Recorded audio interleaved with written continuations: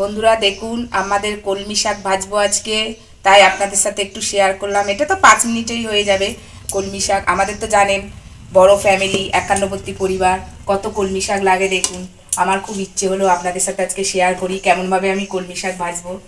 দেখুন আমি প্রথমে একটু বেশি তেল লাগে, অনেকটাই তেল দিলাম। তেলটা গরম হলে ফোড়ন দেব। কেমনভাবে আমি কলমি শাক ভাজি আপনারা দেখতে থাকুন। তেলটা গরম হয়ে গেছে, এবার আমি ফোড়নটা দেব, দিয়ে শাকটা চাপিয়ে দেব। আমাদের অনেক শাক লাগে, কলমি শাক। দুটো শুকনো লঙ্কা দিলাম, আর আমরা কলমি শাকে ফোড়ন দিই 5 ফোড়ন, দারুণ খেতে হয়, আপনারাও দেবেন।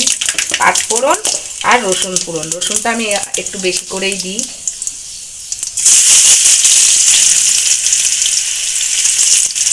সামান্য রসুনটা একটু ভাজা ভাজা হয়ে গেলে এবার আমি পেঁয়াজ দেব। একটু বাদামি কালার আসলেই পেঁয়াজটা দেব। এই যে বাদামি কালার এসে গেছে, এবার আমি পেঁয়াজটা দিয়ে দেবো।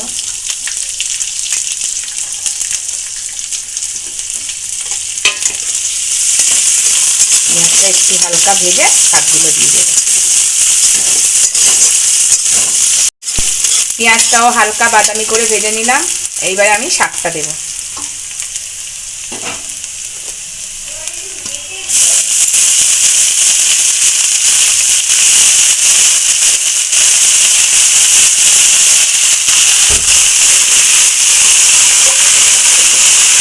এই এতটা শাক দেখবেন এক্ষুনি কমে যাবে।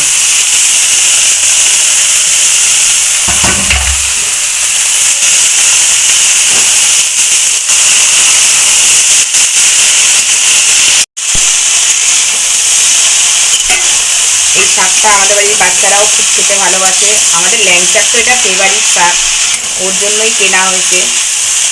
ও আজকে খাবে আর রিভিউ দেবে, ও খুব ভালোবাসে।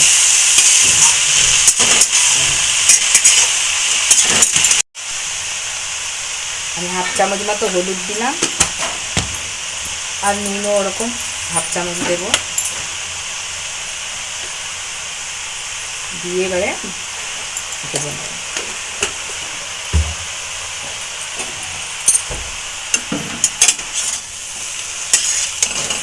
এই শাকটা থেকে জল বেরায়।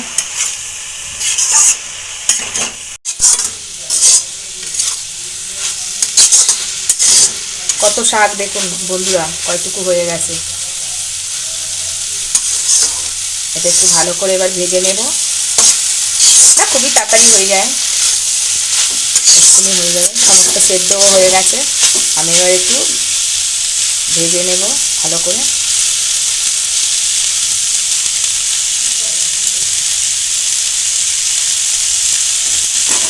নুন হলুদ সব দিয়েছি, এবার একটু চিনি দেবো, একটু মিষ্টি মিষ্টি খেতে হয় এটা, সামান্য চিনি দেবো। 1/2 চামচ, 4 ভাগের 1 ভাগ।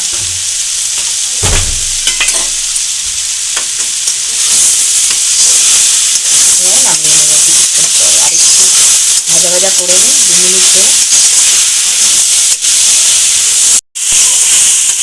শাক ভাজা হয়ে গেছে, এবার আমি নামিয়ে নেব। এরকমই একটু ভেজে নিতে হবে।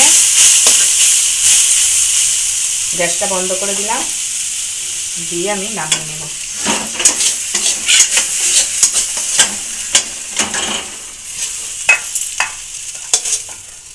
আপনারাও এইভাবে শাক ভাজা করবেন বাড়িতে। আর আজকে ল্যাংচা স্কুল থেকে আসলে ওকে দিয়ে খাওয়াবো, ওই বলবে কেমন খেতে হয়েছে।